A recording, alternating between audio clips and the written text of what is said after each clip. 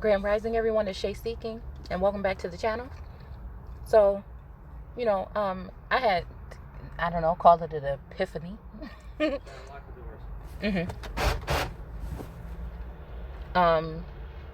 Or whatnot. I'm in the middle of doing something. I'm actually picking up something for somebody right now, but, so hopefully there's not too many interruptions, but I just wanted to do this like right now. So again, when we talk about, I was thinking about Nephi from the Book of Mormon and how he was amongst the first, or the first, when it comes to the Book of Mormon, right? So I was thinking Nephi, okay, nephilim,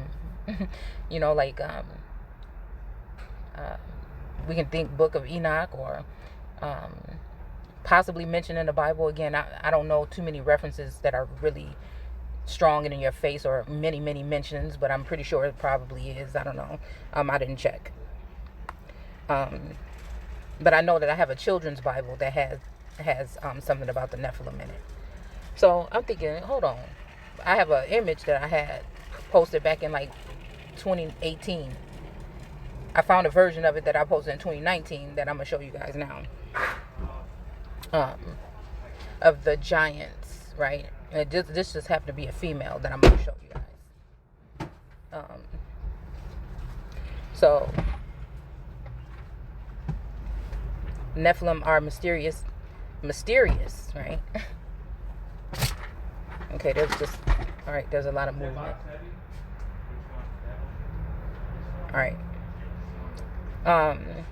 Mentioned in the Hebrew Bible. So, before you get Israelites, you would get Hebrews. Before you get Israelites, you would get Israel or Israel. Okay? So, they are large and strong. So again, we automatically think giants. Again, they could be larger form, or things on their body larger than normal, in a sense. Again, we can think back to like we were talking about the other day when it comes to superwoman and larger frame women, and there's images of indigenous or aborigine people from the Americas that the women look very masculine, things like this. Like even Grecian women, you'll see that there's a masculine something to these particular type of women. Okay. So, and again, a giant doesn't actually have to do with your stature. It can have to do with other things. If we could just put it like with your energy, or with just like what they represented was something larger than normal or larger than life. So again, we're not going to do the etymology on that. You can do that on your own, but it doesn't necessarily have to mean that the person was so large or whatever. So in some Bibles, but left untranslated in others, some traditional Jewish explanations interpret them as fallen angels. The main reference to them in Genesis, but the passage is ambiguous and identity of the Nephilim is disputed. So again, we've shared images on here, and I know you guys seen images of ancient Egyptian drawings or hieroglyphs or whatever. Well, we'll say drawings, where you'll see like a large being and they have like something connected to them, and you'll see all these other little small beings. Even when you see them like on the hieroglyphs, holding smaller beings and loving on them or whatever, but they were larger in stature. So again, I'm saying it could be symbolic for something else too, though, right? It could be symbolic as, again, living gods walking amongst us today that would look like us, but they don't have the same makeup as us, right? And they could be mating with or joining with women, which could be in general people. Because woman didn't always just mean women. It represented a group or a cast of people. More than likely, the people that were originally on the place on a landmass, or people that came to that landmass from another landmass that were just regular, people. Okay, maybe even having a pilgrimage to another place. So, anyhow, so I'm looking at the etymology in Wikipedia, and it says gives the meaning of Nephilim as giants, and holds the proposed etymologies of the word are all very precious. So again, could this just be talking about these people being very precious, precarious? I'm sorry, precarious individuals or people. So again, fall.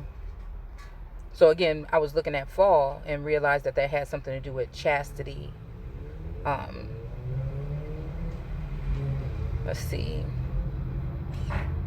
So again, the Nephilim are to be perceived as those that cause others to fall down.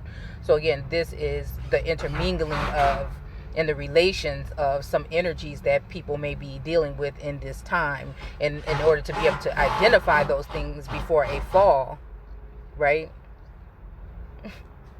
See, this stuff just comes. It just came to me all that, you know what I'm saying? And this is just me freestyling. That's it. I'm just taking the information that just came to mind, putting it together real quick to kind of give a half something, just to give you something to work with on your own, right? So again, those that cause others to fall down. And again, in a sense, it could also mean those who had like a group, or again, it fits perfectly when we talk about Israel, right? Because what caused them to fall? And again, I look at a sense of this even when we're talking about status or whatever, and even things that I have said that may have been taken some kind of way. And that's why, I make sure to say that what I've done, right? Okay, because that was me to choose to do a certain thing. That's me. But other people are also doing this. And again, you should choose wisely what you would like to do. But again, in that case, I still look back and say, well, damn. You know what I'm saying? Thinking that this has to do with all spirituality.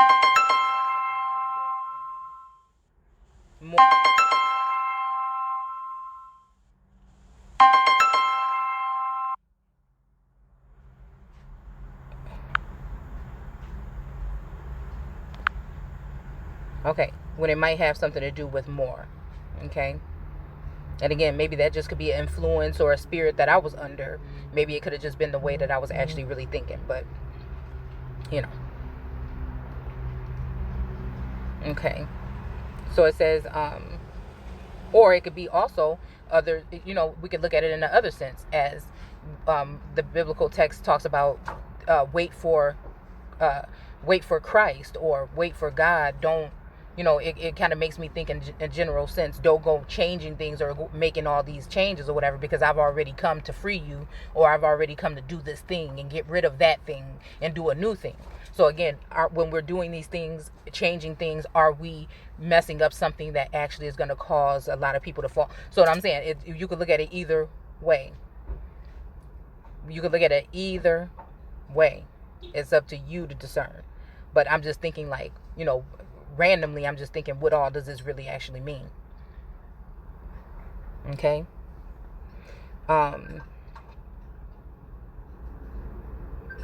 Again, because then the fallen angels do what? They take many wives. So again, if people are taking, and they're in a large position and they're taking something,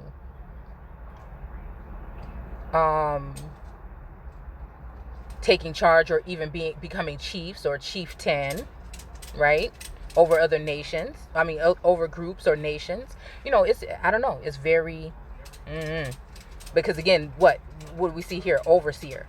Because then, you know what I'm saying, we have to realize that overseers didn't always not look like you. Sometimes they did look like you, and sometimes they had crafty ways and counsel in ways that sounded nice and pure in the way it should be, to also then what? You know what I'm saying? So again, we're just randomly thinking as we go. Okay?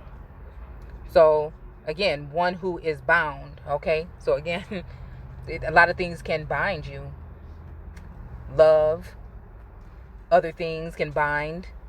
or be something that can bind. But I do feel as though we were freed in a sense, and that some things that we, like I said the other day, some things that we're doing right now, we need to take heed to, that might end up, like any little thing could be a snare to lead us back into a form of slavery under people that look like us or don't.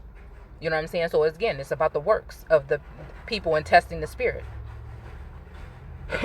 So let's see. Yeah, so again, violent ones. So again, there's some people, well, I would just have to say, if this is true, then I would think that maybe I'm not. But again, we have a different, I'm fully aware that there's you, there's that hidden you that dwells in that subconscious mind, and then there's other forms of you. There's layers to it. There's the you in your realm sleep, or in your sleeping, you know what I'm saying? So again, sometimes I'm concerned because I wake up sometimes like, what the hell happened? What did I do? What was going on when I was asleep? And it's just, I don't know. This is just the way that I think. So I may not be able to remember the dream or remember what happened in that realm, but I always have a sense of something after waking up. And then throughout the day, little pieces will start coming back to me, whether it is in the form of the dream or in the form of other intuitive things that make me, that call me to look into these things and research, or, dig a little bit deeper. So, okay. Oh no. Okay, so let's see. So again, we look here and it says Nephi is one of the central figures described in the Book of Mormon. He is the son of Lehi, a prophet, and he's a founder. So again, founder is a very, just like, when we talk about that term, American in the 1828 dictionary, when you break that down with etymology, I keep telling you guys to do so. A founder is not exactly what we think that it is. I mean, that's why it's very important. The author of the first two books of Mormon, and first and second Nephi. And he was a sibling of Jacob. So again, all of this stuff, like all of these things that I've been coming to a realization, they always go around Jacob. Always. Even in one of the places near my house that I was able to correlate with the storyline from the spring, that has to do with, it's just many things. It's just many things. So, I don't know. There's just a way that I'm seeing this and putting it together. Okay. So, let's see. All right. So, fallen.